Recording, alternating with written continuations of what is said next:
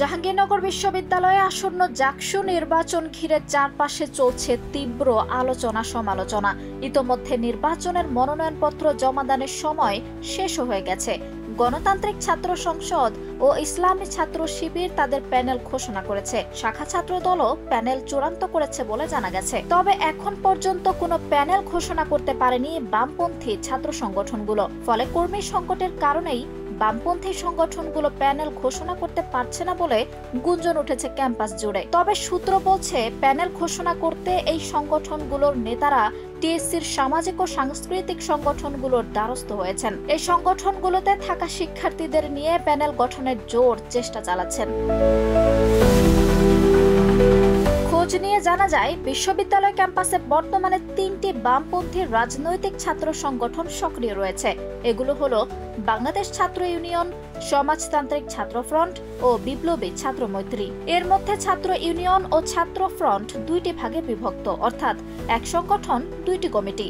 ছাত্র ইউনিয়নের দুইটি অংশের কমিটি থাকলেও ছাত্র ফ্রন্ট ও ছাত্র মৈত্রীর কোনো কার্যকর কমিটি নেই। নিজেদের সংগঠক বলে পরিচয় দেন এই দুই ব্যানারের নেতাকর্মীরা। শিক্ষার্থীরা বলছেন, হাতে গোনা কয়েকজন কর্মীর উপর ভর করে চলছে এসব সংগঠন। ছাত্র ইউনিয়নের কিছু সংখ্যক কর্মী থাকলেও ছাত্র ফ্রন্ট ও মৈত্রীর অবস্থা বেশ নাজুক। সংগঠনগুলোর নিজস্ব ব্যানারে তেমন একটা কার্যক্রমও চোখে পড়ে না। কদাচিৎ মিছিল বা মানববন্ধনের সদস্য সংখ্যা 7 থেকে 25 জনের মধ্যে সীমাবদ্ধ থাকে। তাতেও অনেক সময় 3টি সংগঠনের নেতাকর্মীদের অনেককে একসাথে মিলে কোনো মিছিল বা মানববন্ধন করতে দেখা যায়।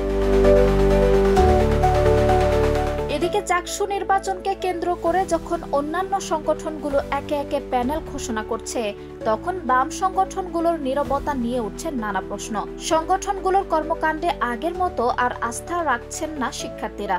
তাদের মতে নেতাকর্মীদের নৈতিক স্থলন, মাদকাসক্তি এবং রাজনৈতিক দ্বিচারিতার কারণে সংগঠনগুলো জনবিচ্ছিন্ন হয়ে পড়েছে। ফলে 3 থেকে 4টি সংগঠন মিলে একসাথে থেকেও তারা এখন প্যানেল ঘোষণার সক্ষমতা দেখাতে পারছে না। তবুও প্রশ্ন রয়ে যায়, জাকসুরের নির্বাচনের লড়াইয়ে বামেরা কি সত্যিই শক্তি হারিয়েছে, নাকি নেপথ্যে চলছে নতুন কোনো হিসাব? আঞ্জুম হক আরবি, প্রজন্ম 24।